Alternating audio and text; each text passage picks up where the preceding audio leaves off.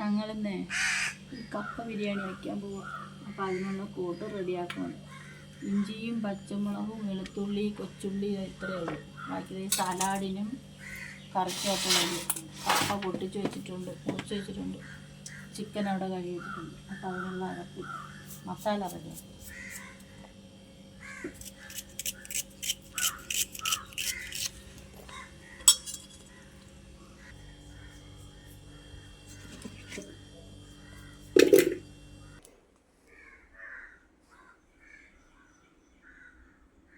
നമ്മൾ ചെറിയ ചേഞ്ച് അടിച്ച് ഇത് ഫുള്ളായിപ്പോയി. അത് പറ്റാത്തതുകൊണ്ട് കലത്തിലോട്ട് വേവിക്കാൻ വേണ്ടി വയ്ക്കാൻ പോവുകയാണ് ഗൈസ്.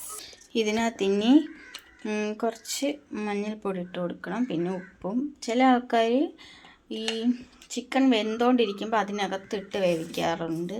പക്ഷെ ഞാൻ ഈ ഒരു മെത്തേഡിലാണ് ചെയ്യുന്നത്.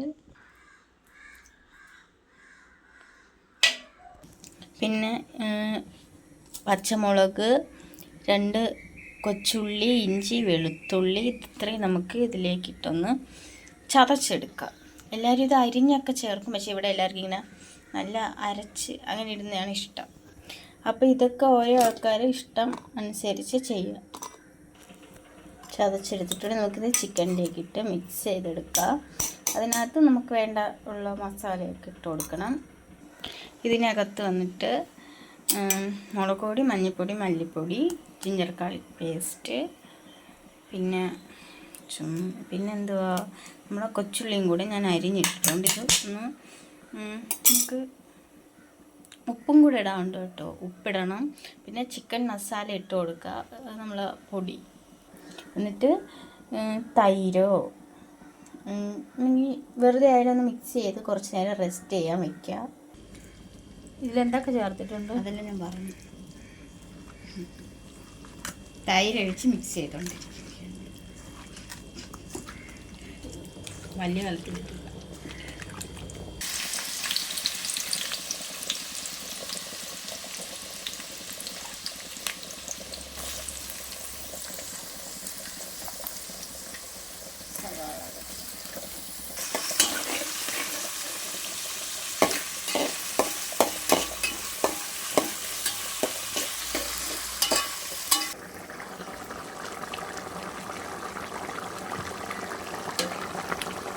തിളച്ച് മറിഞ്ഞുകൊണ്ടിരിക്കുന്ന ചിക്കൻ കറി.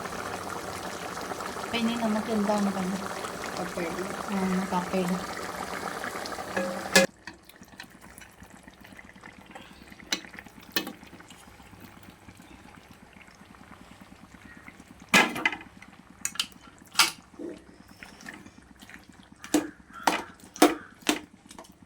ഇനി ഇതിൻ്റെ പുറത്ത് എല്ലാം മിക്സ് ആക്കിയിട്ട് ചെമ്പയിലല്ല കുറച്ച് കറിവേപ്പിലയും അതൊക്കെ ഇട്ട് സവാള ഇത് ഉടച്ച് ചേർക്കണം. ഉടച്ച് ചേർക്കട്ടെ.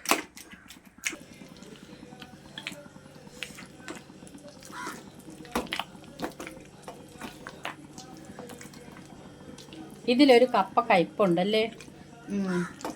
ഇത് ഏത് കപ്പയെന്ന് അറിയത്തില്ല, മിക്സായി.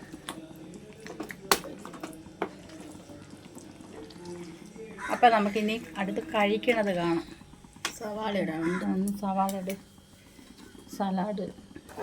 സലാഡിന് വേണ്ടി എടുക്കാം. കുറച്ചിട്ടാൽ മതി.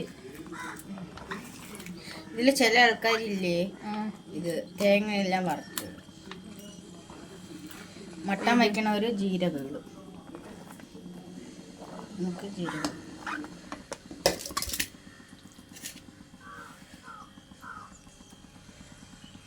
എൻ്റെ കൈ മാത്രം.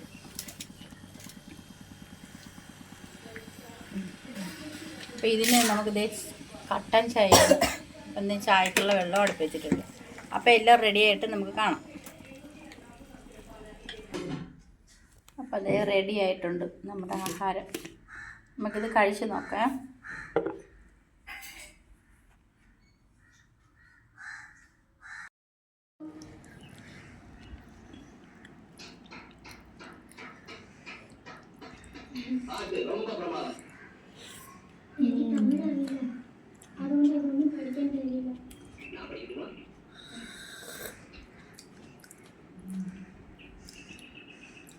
இதயம் கொள்ளை கொண்டு